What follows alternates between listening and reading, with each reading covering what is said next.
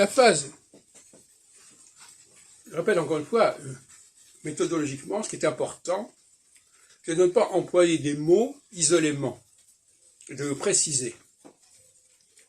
Parce que, dans bien des cas, un terme peut faire sens dans les contextes les plus divers, mais il n'aura pas le même sens.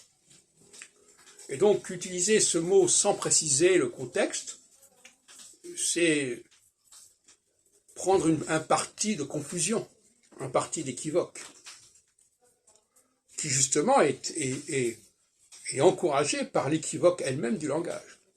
Mais cette équivoque du langage, l'auditeur doit être capable de la résoudre. Alors, je voudrais vous parler de la radicalité. Toutes les phases, les deux phases majeures de mon système astrologique, indiquent une radicalité, mais ce n'est pas la même radicalité. La radicalité équinoxiale n'est pas la radicalité solsticiale. Donc, dire il y aura une radicalité, ça ne veut rien dire, puisque tout dépend justement à quelle sauce cette radicalité sera préparée, à quelle cuisine elle sera proposée. La phase équinoxiale est une radicalité au niveau des fondamentaux. Alors la question justement de savoir quels sont les fondamentaux. Qu'est-ce qui est fondamental, qu'est-ce qui n'est pas fondamental. Par exemple, tout ce qui est horizontal, d'une certaine manière, est quelque chose qui n'est pas fondamental. Et par conséquent, ça relève de la solsticialité. La solsticialité, c'est la radicalité à l'envers. C'est la radicalité des superstructures. C'est la radicalité, par exemple, des frontières.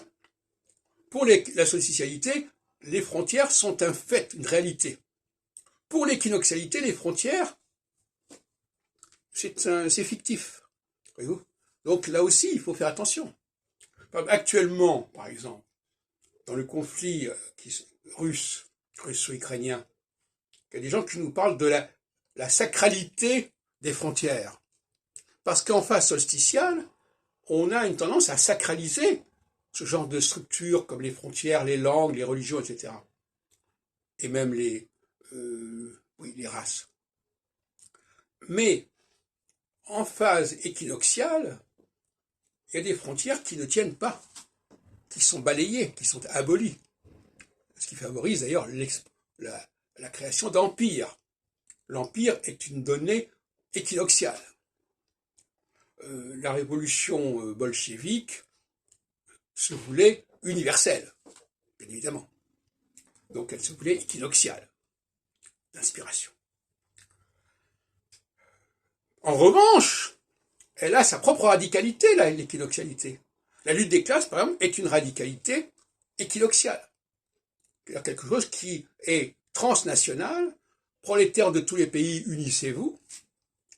Et donc c'est une radicalité qui, paradoxalement, est mise en question par la solsticialité. Parce que pour la solsticialité, la lutte des classes, c'est quelque chose qui peut être remis en question par une appartenance linguistique, religieuse, politique, qui va relativiser cette lutte des classes. Et cette lutte des classes, en phase équinoxiale, elle va revenir au premier plan. Voyez-vous ? C'est le retour du refoulé, etc., etc.